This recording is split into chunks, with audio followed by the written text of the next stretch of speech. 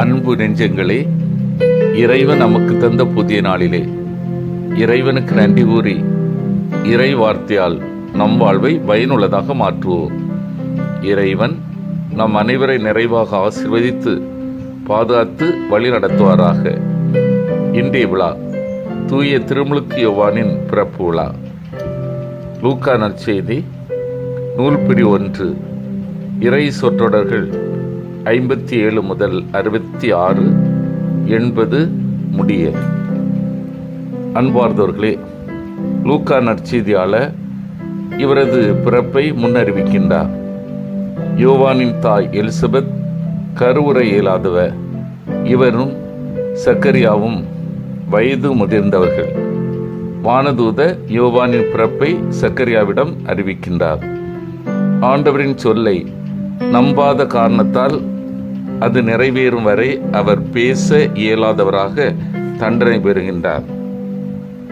பொதுவாக திரு அவையானது புனிதர்களின் விழாவை விண்ணகத்தில் பிறந்த நாளன்று தான் கொண்டாடுகிறது. அதாவது புனிதர்கள் இறந்த நாளன்று தான் அவர்களின் விழாவை திரு அவை கொண்டாடும். ஆனால் விதிவிலக்காக புனித திருமுழுக்கு யோவான் இவ்வுலகில் பிறந்த நாளை பெருவிழாவாக திரு அவை கொண்டாடுகிறது. காரணம் என்னவென்றால், தனது பிறப்பில் இவர் தூய ஆவியால் நிரப்பப்பட்டிருந்தார். மெசியாவின் வருகையை பற்றி முன் அறிவித்தார்.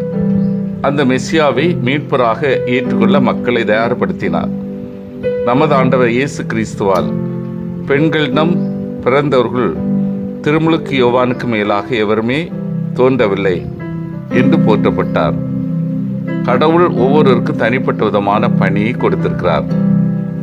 அப்பணியை நான் மட்டுமே செய்து முடிக்க வேண்டும், மற்றவர்கள் அன்று என்று கருதினால் நியூமன் கூறுகிறார். இதற்கேற்ப புனித திருமுழுக்கு யோவானுக்கும் கடவுள் தனிப்பட்ட உயர்ந்த மற்றும் உன்னதமான பணியை கொடுக்கிறார்.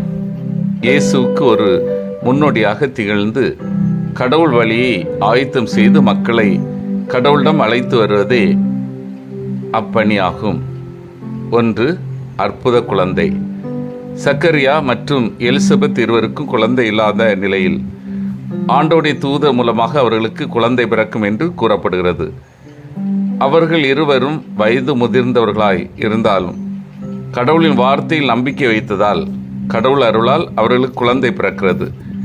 ஆனால் சக்கரியா நம்பாததால் அவருடைய பேச்சுத்தன்மை இழந்தது. கடவுளின் வார்த்தை நிறைவேறியவுடன் கடவுள் கொடுத்த பெயரை குழந்தைக்கு வைத்தவுடன் சக்கரியா மீண்டும் பேசும் திறனை அடைந்து கடவுளை புகழ்ந்து பாடுகிறார். 2. அக்களிப்பு. வானதூதரின் வழியாக எலிசபெத் கருவுற்றிருப்பதை கேள்விப்பட்ட மரியா அவருக்கு உதவி செய்ய விரைந்து செல்கிறார். வீட்டிற்கு வந்தவுடன் எலிசபெத்தை வாழ்த்துகிறார். அப்பொழுது திருமுழுக்கு யோவானும் குழந்தை இயேசுவும் சந்திக்கின்றன. கருவிலேயே நடந்த இந்த சந்திப்பால் எலிசபெத்தின் வயிற்றில் இருந்த திருமுழுக்கு யோவான் அக்களிப்பால் துள்ளுகிறார். 3. பணி. மனந்திரும்புங்கள், ஏனைய விண்ணரசு நெருங்கிவிட்டது என்று கூறி திருமுழுக்கு யோவான் தனது பணியை தொடங்குகிறார். இவரை பற்றி தான் ஆண்டவரது வழியை ஆயத்தப்படுத்துங்கள், அவர்தம் பாதைகளை செம்மைப்படுத்துங்கள் என பாலைவனத்தில் ஒருவர் கூக்குரல் கேட்கிற என்று எசாயா இறைவாக்கின முன் அறிவிக்கிறார். 4. எதிர்ப்பு. ஒரு பெண்ணுக்காக ஏரோது திருமுழுக்கு யோவானை சிறையில் அடைத்தார்.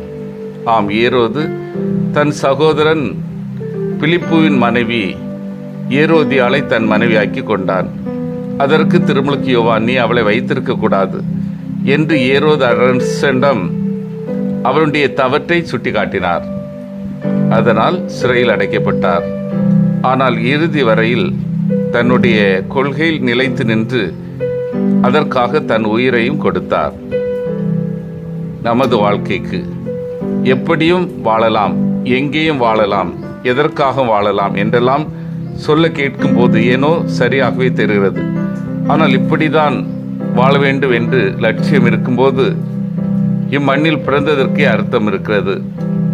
மீட்பருக்கு வழியை ஆயத்தம் செய்து மக்களை அவரிடம் கொண்டு வருவதே தன்னுடைய லட்சியமாக கொண்டு வாழ்ந்தவர்தான் புனித திருமுழுக்கு யோவான். சிந்தித்து தியானித்து செயல்படுவோம். நான் எனது வாழ்வில் இயேசுவை அனுபவித்து மக்களுக்கு வழங்குகின்றேனா? எனது பிறப்பில் இறைவன் திட்டத்தை உணர்ந்து செயல்படுகின்றேனா? நீதிக்காக உண்மைக்காக சான்று பகரும் வாழ்வு என்னிடம் உள்ளதா?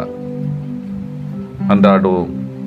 வல்லமை மிக்க இறைவா, நாங்கள் அறிவது திருமுழுக்கு யோவான் இயேசுக்கு முன்னோடியாக இருந்து மக்களை தயாரித்து இயேசுவை ஏற்றுக்கொள்ள செய்தது போன்று எங்களது வாழ்வு இயேசு பிரதிபலிக்கும் சாட்சிய வாழ்வாக அமைய வரம் தாரும். ஆமீன்.